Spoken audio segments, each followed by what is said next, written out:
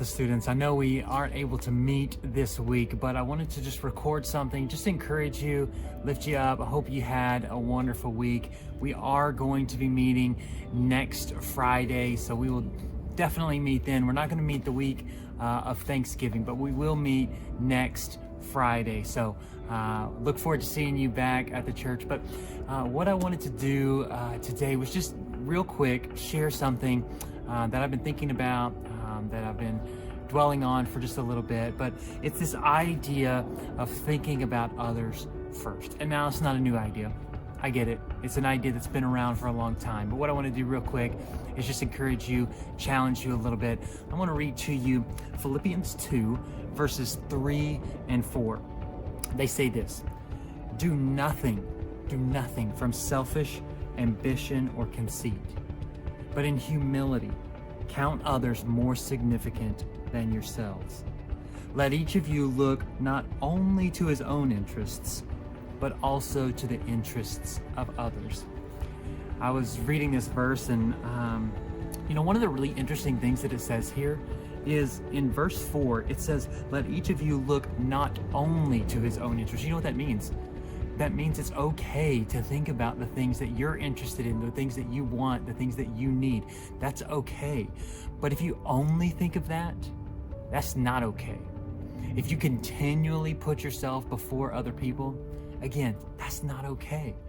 So I was thinking about this recently, Halloween. We went trick-or-treating. My kids got a ton of candy, right? And so we were asking, and they can't eat all of it. If they did eat all of it, I would be a terrible parent. So I'm telling them they can't eat all of it.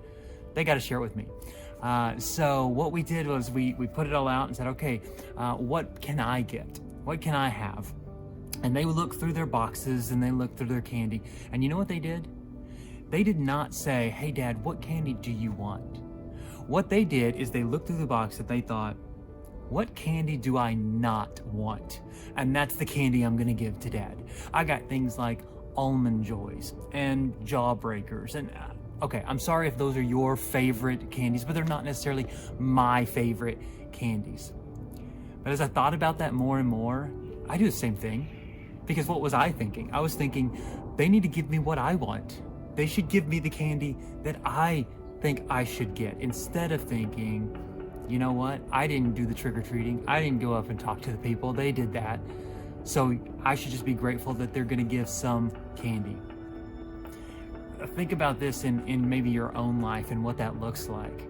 How do you think first about you without considering other people? Is it a friend? Is it a family member?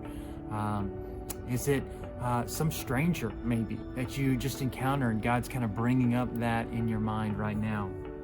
I want you to think about this next weekend specifically, and into next week. What is one practical thing that you can do to highlight the interest of someone in your family over your own? What is one practical thing that you can say, you know what do you want to do? What do you want to eat? How do you want to spend our day, instead of thinking first about ourselves?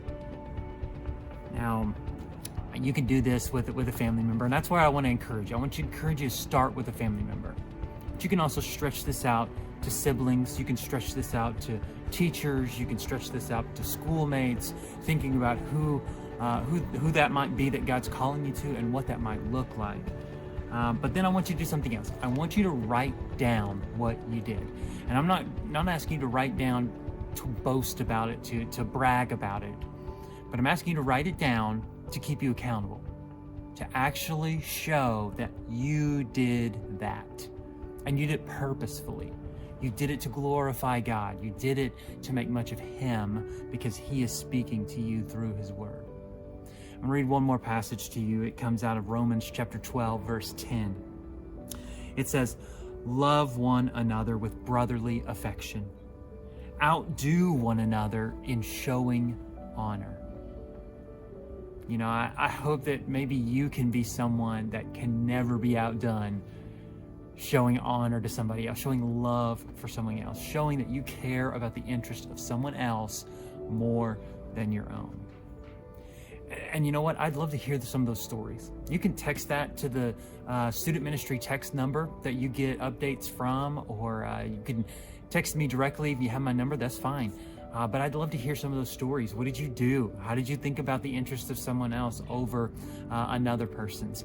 Maybe we'll talk about that next week a little. But I hope you have a wonderful Friday. Again, I'm sorry we're not able to meet. We're working on some really important and really cool stuff for the church overall. I'm excited to share that with you when we get done. But I hope you have a wonderful weekend, that your next week is full of you thinking about the interest of others, of showing honor to one another, outdoing one another in that honor.